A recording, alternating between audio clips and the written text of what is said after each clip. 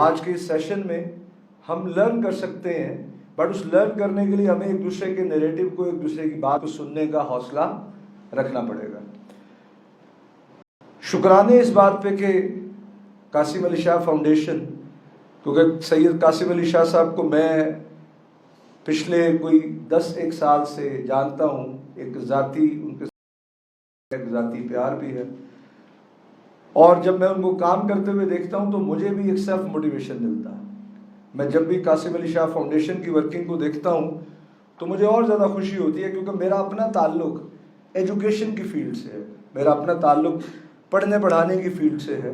1996 से मैं इसी शोबे से मुंसलिक हूँ, और इस दौरान मुझे एक बात ज़रूर समझ में आई कि अगर इस दुनिया में बेहतरी आ सकती है या आने वाले दिनों में हम बेहतरी लाने में कामयाब हो सकते हैं, तो वो सिर्फ और सिर्फ उसकी बुनियाद इल्म है।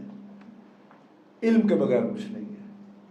तो कासिम अली शाह फाउंडेशन माशाल्लाह से इस इल्म की शमा को आगे लेके बढ़ रहे हैं। अल्लाह पाक इसमें ऐसी बरकत डालते रहें, और इनका जो विज़न, जो इनकी सोच है, हमें उस सोच, उस विज़न में भी हमें कंट्रीब्यूट करने की अल्लाह पाक तौफीक दें।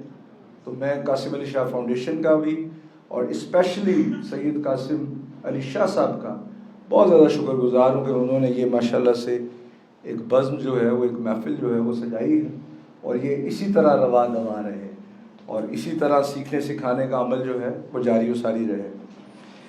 अच्छा जी, बात को थोड़ा आगे लेके बढ़ते हैं। मुझे कॉर्नर माइक तो नहीं मिलेगा, लेकिन मेरी लास्ट तक आवाज़ आ रही है? आवाज़ आ रही है। अच्छा, माशाल्लाह से एक कसीर तादाद, मैं अभी आने से पहले इनसे पूछ रहा था कि किस एज रेंज में उस हॉल में लोग बैठे हैं, तो मैं अगर यहाँ से देखना शुरू करता हूँ तो ये माशाल्लाह से 16-17 साल, 18 साल के एज फेलोज से लेकर, और हमारे साथ इस कमरे में तजर्बाकार तरीन लोग भी इस कमरे में मौजूद हैं। तो ये एक कंप्लीट रेंज है।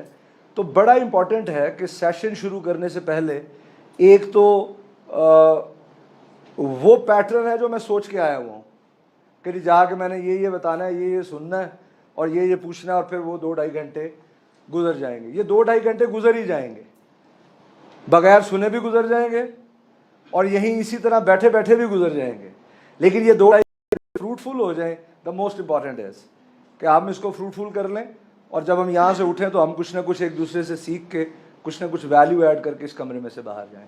इस कमरे में बैठे हुए किसी भी शख्स को ये सब बातें पता है।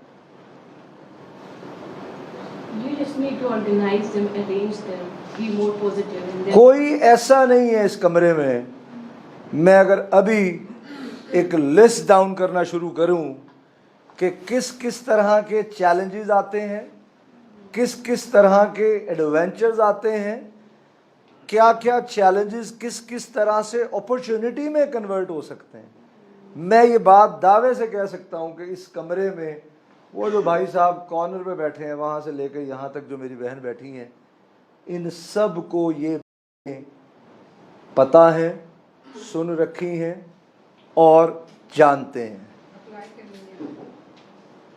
Am I right? Yes, sir. Am I right? Yes, sir. Comfort zone में से निकलना बहुत बड़ा चैलेंज है, द बिग चैलेंज, कि मैं वो गल्ला क्यों नहीं छोड़ रहा, वो कंफर्ट जोन में है, उसको ये डर है मैंने गल्ला छोड़ा तो मेरे पैसे न खा जाए, वो सिस्टम बनाने पे फोकस नहीं कर रहा, वो सारे का सारा वक्त वहीं पे बैठ के कलेजी पाए चने बेच रहा। तो आज अल्हम्दुलिल्लाह इस कमरे में ऐसा कोई नहीं है, इन स्टूडेंट से लेकर लास्ट तक जितने लोग बैठे हैं, ये सब के सब इन बातों को प्लस माइनस के साथ बिल्कुल 100% जानते हैं, बट ज़रूरत है कि एग्जीक्यूशन कैसे शुरू करनी है, ज़रूरत है कि इसका जो वर्किंग प्लान है वो क्या होगा, ज़रूरत इस बात की है कि हमने किन किन बातों का उस एग्जीक्यूशन के दौरान ख्याल रखना है, और किस सोच और किस नीयत के साथ अपनी चीज़ों को आगे लेकर बढ़ना है। और जी एनीवन? जी हज़रत, थोड़ा लाउडली बोलिएगा। हसन अली मेरा नाम है। जी जी। असिस्टेंट जनरल मैनेजर हूँ पॉकेट बायोटेक्नोलॉजी फाउंडेशन में। पिछले 12 साल से मैं जब एम्प्लॉई की जॉब कर रहा हूँ, तो आप एक क्वेश्चन पूछ रहे थे कि रीज़न क्या है यहाँ पे आने की और एंटरप्रेन्योरशिप का कोर्स यहाँ करने की। मेरी ऑब्जर्वेशन ये है कि एक व्यू है एम्प्लॉयर का, जिस नज़र से वो देखता है, एक नज़र है जिसे एम्प्लॉय देखता है। किसी भी कोई भी प्रॉब्लम होती है, कोई भी इशू है, तो मेरा ये ख्याल था कि इस कोर्स से मैं ये लर्न करूँ कि एम्प्लॉय की नज़र की बजाय एम्प्लॉयर जिस नज़र से देखता है वो मैं सीख पाऊँगी। गुड, ठीक कहा आपने। इसका जवाब मैं आपसे भी शेयर करता हूँ। एक ये लाइन है, एक ये लाइन है और एक ये लाइन है। जो बात आप अभी शेयर करना चाह रहे हैं या अभी आपने शेयर की, ये लाइन लेट सपोज एम्प्लॉयर की है, ये एक एम्प्लॉय की है। मैंने इसके दरमियान में भी एक लाइन खींची है। ये लाइन किस बात की है? और कोई नहीं, सेल्फ एम्प्लॉयमेंट में भी बाद में आता हूं। और कोई? ये एक वर्डिक्ट, वर्जन, आइडियोलॉजी, सोच, जो भी इसको नाम दे लें, एम्प्लॉयर का है। ये एक लाइन ऑफ एक्शन, सोचने का अंदाज एम्प्लॉय का है। इसके दरमियान में मैंने एक लाइन खींची है। ये वो सच्चाई की और विन विन सिचुएशन की लाइन है, जिस लाइन पे ना हम नीचे से ऊपर जाने की कोशिश कर रहे होते और ना ही वो ऊपर वाला सम टाइम नीचे आने की कोशिश करता। ये वो अल्लाह के अहकामात की लाइन है, ये वो विन विन सिचुएशन की लाइन है, ये दूसरे के शू में जाकर सोचने की लाइन है, ये दूसरे के एंगल से चीज देखने की लाइन है। जब हम इस लाइन पे क्लैरिटी हासिल करते हैं तो फिर एम्प्लॉय और एम्प्लॉयर का कोई फर्क नहीं रहता।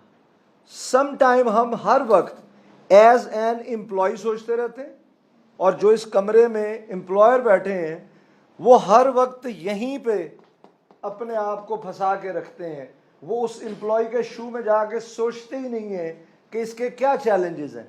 मैं जब इसकी डिसरिस्पेक्ट करता हूं तो इसको क्या महसूस होता है, मैं जब इसको वक्त पे तनख्वाह नहीं देता तो इसके क्या प्रॉब्लम्स हैं, मैं जब इसको अपॉर्चुनिटीज नहीं देता for the improvement, for the development, तो इसके क्या चैलेंजेस हैं। और इधर जो साहबान या साहिबा बैठे होते हैं वो कहते हैं वो डच चौधरी है, इनू हर टाइम अपनी पई है, ये मेरी बात सुनता ही नहीं है, इसको मेरी बात क्यों नहीं समझ आती। क्योंकि हम वो थोड़ा सा भी अपने आप को अपलिफ्ट नहीं करते। मैं कहता हूं थोड़ी देर के लिए इस एम्प्लॉयर को छोड़ दें, लेकिन आपको लगता है कि अगर आप इस नीचे से इस पॉइंट पर खुद को शिफ्ट करने में कामयाब होते हैं तो कोई कमी रह सकती है। जब उसकी फिक्र आप पकड़ लेंगे, जब एम्प्लॉयर की फिक्र बन जाएगी, एक है ही करप्टेड, मैं उसकी बात नहीं कर रहा, एक नॉर्मल इंसान है, एक बेहतर इंसान है, मैं उसकी बात कर रहा हूं, मैं एक एवरेज इंसान की बात कर रहा हूं। अगर आप मेरी फिक्र पकड़ लें या मैं आपकी फिक्र शुरू कर दूं, हर बात कहने से पहले मैं आपकी फिक्र करूं, हर काम करने से पहले मैं आपकी फिक्र करूं, मैं उस एक एक घंटे को, एक एक मिनट को सही मानों में, जैसे मेरे अल्लाह का हुक्म है कि मैंने हक हलाल करके कैसे पूरा करना है, अगर मैं उस आइडियोलॉजी पे चला जाऊं तो आपको लगता है कि एम्प्लॉयर आपके करीब नहीं आएगा? 100% आएगा। और अगर वो नहीं आ रहा तो फिर शायद उसका एक बिल्ट इन फॉल्ट है, जो एक वक्त के साथ with the passage of time या आप उससे अलग हो जाएंगे या वो आपको खुद से अलग कर लेगा। B focus on this line. जो इस कमरे में एंटरप्रेन्योर या स्टार्टअप्स जिन्होंने किए हुए हैं या एम्प्लॉयर बैठे हैं, जो भी हम कहें, उनको भी इस लाइन पे आना चाहिए। और अगर कोई वर्क प्लेस पे काम कर रहा है तो उसको अपने आप को अपलिफ्ट करना चाहिए। मैं आज जब यहाँ पे आ रहा था तो मैंने रास्ते में काफ़ी सोचा और कल कुछ मैंने चीज़ें पढ़ी भी आप सबसे शेयर करने के लिए। तो एक बात मुझे समझ में आई कि अच्छा चले आप मुझे बताइए कि एक अच्छे एंटरप्रेन्योर के अंदर आप देखना चाहते होते हैं, या आपको क्या लगता है कि एक अच्छा एंटरप्रेन्योर जो है उसके अंदर क्या क्या खूबियां होती हैं? लीडरशिप, टीम वर्क और विजनरी, रिस्क टेकर और अपॉर्चुनिटी, मोटिवेशन, इनिशिएट और जी जी पार्टिसिपेशन और चेंज एक्सेप्टेबिलिटी हो, risk taker, facilitator, skills, respect देने वाला हो और चैलेंजेस और स्पीक आउट फ्रॉम हार्ट। हाँ जी, और ऑनेस्टी, ईमानदारी, वक्त पे आए, वक्त की पाबंदी करे, रिसोर्सेज का ध्यान रखे, मेहनत करे, कोशिश करे, मेरी इज्जत करे, मेरा ध्यान रखे। एम आई राइट? तो अगर आप खुद एक बिजनेस के मालिक हों तो आपको कैसा एम्प्लॉय चाहिए? Same like. तो मुझे एक बात समझ में आई कि चंद हफ्ते पहले एक रेडियो स्टेशन पे मेरा इंटरव्यू था, तो वहाँ पे एक बात हुई कि जी ये जो एंटरप्रेन्योरशिप है, ये फैशन है, ये ज़रूरत है, ये क्या हो रहा है? क्या ये सारे के सारे एंटरप्रेन्योर बन जाएंगे? क्या होगा?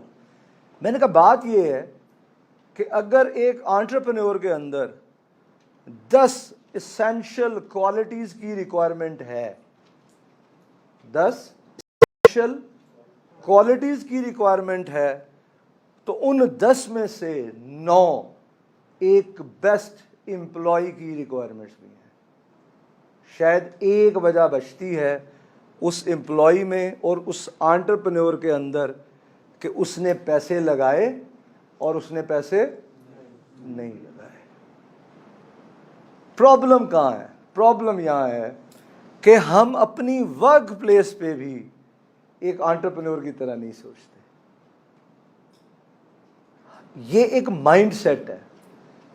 एक ऐसा एम्प्लॉय होता है, उसको आप काम देते हैं और वो बड़ा औखा काम होता है, वो 15 दिन बाद आता है, वो कहता है सर ये मसला बार बार आ रहा था, मैंने इसका सिस्टम बना दिया है, मैंने इसकी एक ऐप बना दी है, ये इसी तरह से करके हम आइंदा से चीज़ों को।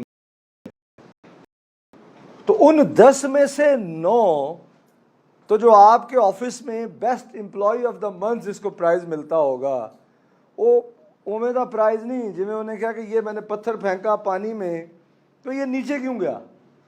किसी ने कहा ये इसका वजन था, किसी ने कुछ कहा, किसी ने कुछ कहा। तो एक ने कहा कि बॉस जिसको आपने छोड़ दिया वो डूब गया।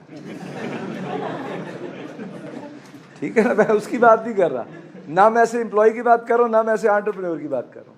तो द पॉइंट इज कि ये सब बेसिक रिक्वायरमेंट्स है। हार्ड वर्क हम सब चाहते हैं। अगर आप में से किसी ने 10 करोड़ रुपये लगाया हो किसी काम में, 4 करोड़ लगाया हो, 1 करोड़ लगाया हो, कुछ भी लगाया हो, तो जितनी बातें आपने की वो आप अपने टीम मेंबर से एक्सपेक्ट करेंगे कि नहीं करेंगे? कोई अछूती बात नहीं की।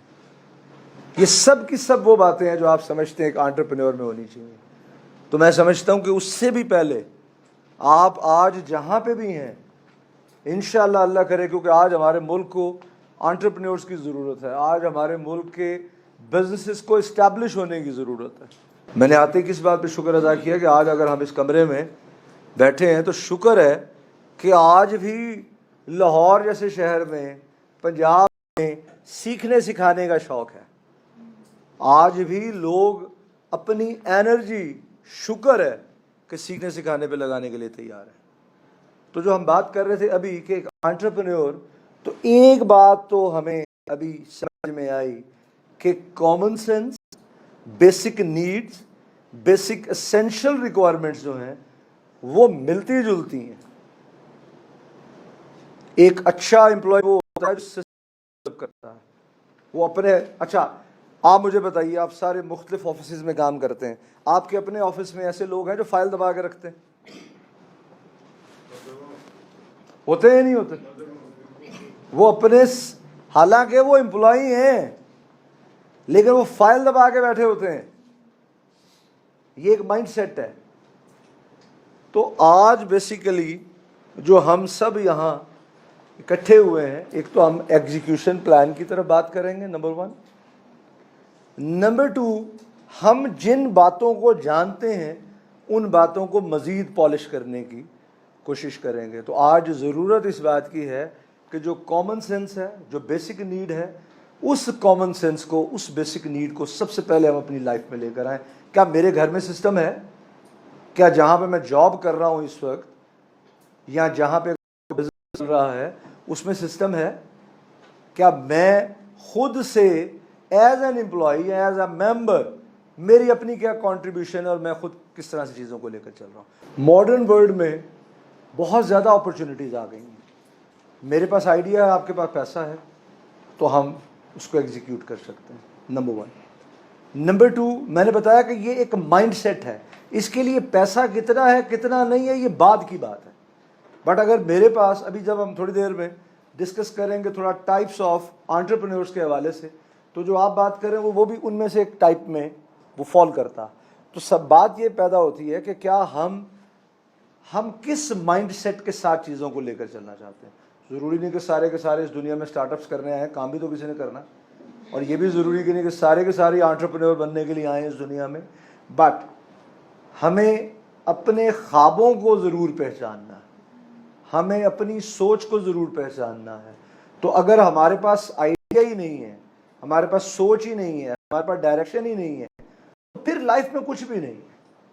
वो है रीजंस जिस वजह से एंटरप्रेन्योर्स फेल होते हैं। पहले 2 से 3 साल में 95% स्टार्टअप्स, एंटरप्रेन्योर्स जो हैं वो बैठ जाते हैं, और उसके कुछ रीजंस हैं, वो हम अभी थोड़ी देर में, जो आपने अभी सवाल किया।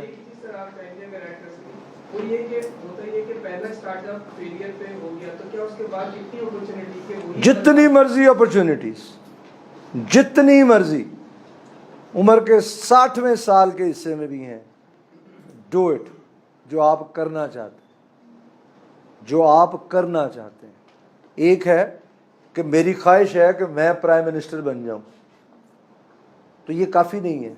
अगर मैं प्राइम मिनिस्टर बनने की कोशिश में उस लेवल की जो मेरी तरफ से पैशन की रिक्वायरमेंट है उसके साथ ठीक डायरेक्शन में हूं या नहीं हूं।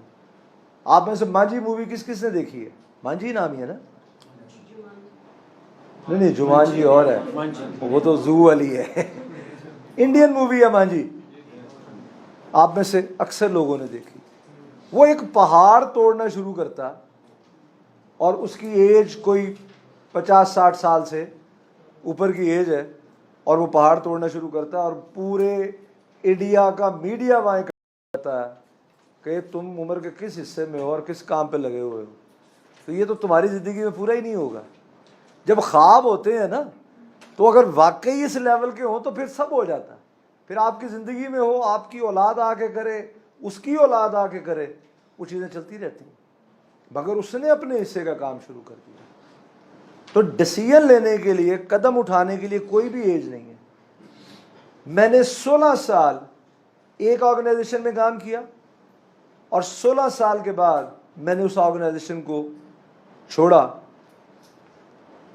2.5 साल एक और ऑर्गेनाइजेशन अल्लाह पाक ने डेवलप करने की तौफीक दी, और अल्लाह पाक ने पहली दफ़ा जब छोड़ा तो बड़ा डरपोक था, बड़ा डर था कि बनेगा, लखा रुपए की तनख्वाह, गड्डी, प्रोटोकॉल, सेकंड टू चेयरमैन और ये और वो एंड सो ऑन। बड़ा ही टाइम लगा। कभी अब्बू के पैरों में बैठता था, कभी मैं वो इस्तिखारे करता था, कभी कुछ करता था, कभी किसी पीर को मिलता था, कभी किसी पीर को मिलता था। डर, खौफ, फियर, ओहो वो कहते जिन्हें बॉस ने जिन्होंने छड़िया डूब गया। तो मुझे भी लगा कि मैं अगर छूटा तो मैं डूब गया। 2.5 साल में अल्लाह पाक ने एक और ऑर्गेनाइजेशन डेवलप करने की तौफीक दी। ये कंप्लीट स्टोरी अभी थोड़ी देर में शेयर करूंगा, अभी हम नमाज की ब्रेक करेंगे तो अभी थोड़ी देर में वो शेयर भी करूंगा इन डिटेल। बट 2.5 साल में एक और ऑर्गेनाइजेशन अल्लाह पाक ने इस्टेब्लिश करने की तौफीक दी, और 2.5 साल के बाद, और वो एक एंटरप्रेन्योर के तौर पे ही उसको स्टार्ट किया। बट 2.5 साल के बाद मुझे लगा कि नहीं, तो अल्हम्दुलिल्लाह 30 अक्टूबर को रिजाइन किया। 20 दिसंबर पीसी के एक हॉल में उसकी इनॉग्रेशन हो गई, और अल्लाह का शुक्र है। ये फियर्स हैं बेसिकली, बट इंपॉर्टेंट इसके अंदर आग कितनी है। एक होता है फैशन में, तुमने पूछा बॉस रिजाइन में हर टाइम जेब तो रखा था। हमने जितनी पुरानी फिल्में देखी उसमें हीरो की जेब में क्या होता था, क्या होता था, रिजाइन, है ना। बट वो 3 घंटे मेरी पूरी लाइफ है, तो वो रिजाइन जेब में होता था हीरो को। तू ए क्या पढ़ रहे, एम आई राइट। वो ASP हो गए, SHO हो गए, मूवीज का जो भी हो। तो कहने का मतलब ये है कि उसके अंदर, आपके अंदर लगन कितनी है उसको करने की, ये बड़ा इंपॉर्टेंट है। तो ये मैटर नहीं करता जो आप बात कर रहे हैं कि आप एक का 10। एलॉन मस्क का नाम किस किसने सुना, अभी उससे भी बात करेंगे। आपको क्या लगता है कि फेलियर्स के बगैर सक्सेस होती, कभी भी नहीं, नॉट एट ऑल। ये जिंदगी है, और जिंदगी में अल्टीमेट कुछ भी नहीं है। यही तो इस जिंदगी की खूबसूरती है, हर एक से ऊपर एक और ऊपर है, हर इल्म वाले पे एक इल्म वाला है, हर एक के ऊपर कुछ ना कुछ है। बट मुझे खुशी कहाँ मिल रही है, मेरे लिए मेंटल पीस कहाँ है, ये बड़ा इंपॉर्टेंट है। मैं गुलामी से तो नहीं जॉब कर रहा। मैं अगर अपना काम भी करके पैसे का गुलाम बन गया हूं तो फिर वो गुलामी बेहतर है जो ऑलरेडी मैं कर रहा हूं। तो मुझे जिंदगी में माइंड कितना मिल रहा है, मुझे हैप्पीनेस कितनी मिल रही है, मैं खुश कितना हूं। सारी जिंदगी क्या ढूंढते हैं, खुशी। वो एक स्टोरी आपने सुनी होगी, वो एक साहब हमारे जैसे पढ़े लिखे कहीं से गुजरे, तो उन्होंने देखा कि एक बंदा जो है वो नहर के किनारे पे बड़े आराम से लेटा हुआ है। हमारे जैसा कि वहाँ से गुजरा, कैलकुलेशन 8 घंटे 12 घंटे का काम, ये जमा नफ़ी प्लस माइनस। तो जब वो वहाँ से गुजरा तो उसने कहा, यार तुम बिल्कुल वेले बैठे हुए हो, क्या करते हो तुम। उसने कहा, जी मैं लकड़ियाँ काटता हूँ। उसने कहा, फिर क्या करते हो। उसने कहा, तुम्हारे पास टाइम कैसे है। उन्होंने कहा, ये टाइम ही टाइम है। उसने कहा, जी वो कैसे। कहता है, मैं सुबह उठता हूँ, जंगल में जाता हूँ, 2 घंटे लकड़ियाँ काटता हूँ, उसके बाद जाके शहर में लकड़ियाँ बेच देता हूँ, तो वेला हो जाता हूँ, 2-4 घंटे 5 घंटे या खुदा की कुदरत देखता हूँ, उसके बाद घर जाता हूँ, अल्लाह खैर सल्ला। मैंने कहा, यार तुम कितने बेवकूफ़ हो। उसने कहा, क्या करना चाहिए। उसने कहा, तुम 2 घंटे के बजाय 6 घंटे लकड़ियाँ काटा करो। फिर उसने कहा, लकड़ियाँ ज़्यादा होंगी, पैसे ज़्यादा आएंगे। अभी तुम लकड़ियाँ साइकिल पे लेके जाते हो, तुम रेडी ले लेना। उसने कहा, फिर उसने कहा, जब रेडी पे लेके जाओगे ज़्यादा पैसे आएंगे, फिर और लकड़ियाँ काटना, और बंदे रख लेना, फिर तुम्हारे पास एक टेम्पो आ जाएगा, एक वो ये क्या होता है हमारे यहाँ जो शाजोर है वो आ जाएगा। उसने कहा, फिर उसने कहा, फिर तुम्हारे पास पैसे होंगे, गाड़ियाँ होंगी, बंगले होंगे। उन्होंने कहा, फिर इंजॉय करें। उन्होंने कहा, मैं हुण की कर रहा जो इतने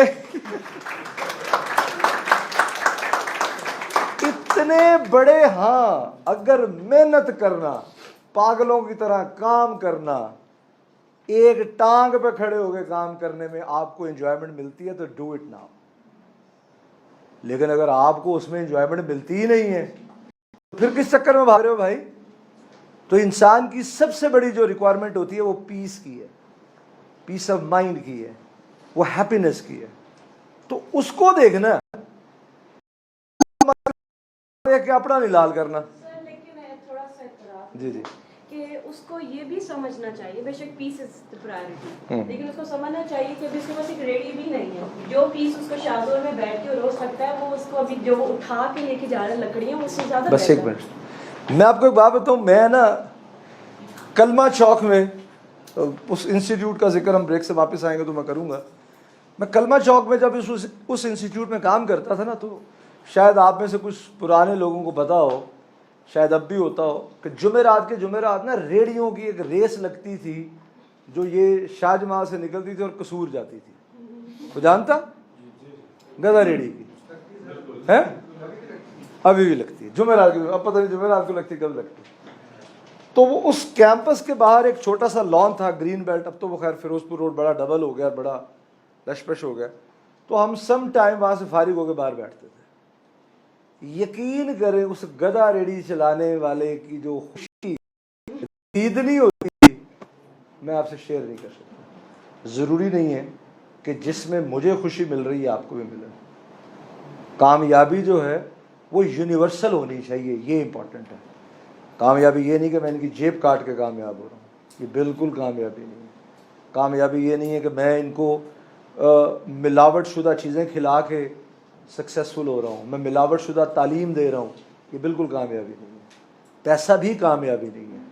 मैंने इसीलिए कहा कि अगर आपको लगता है कि आप में जुनून है, आप में लगता है कि आप 24 घंटे में से 18 घंटे काम कर सकते हैं, तो फिर आप इंशाल्लाह ना सिर्फ अपनी वर्क प्लेस पे एक बेहतरीन एंटरप्रेन्योर के तौर पे लोगों को नज़र आ रहे होंगे कि यार इसमें तो मालिक से भी ज़्यादा ओनरशिप है, ये तो मालिक से भी ज़्यादा फ़िक्रमंद है, तो आप उधर भी खुश होंगे।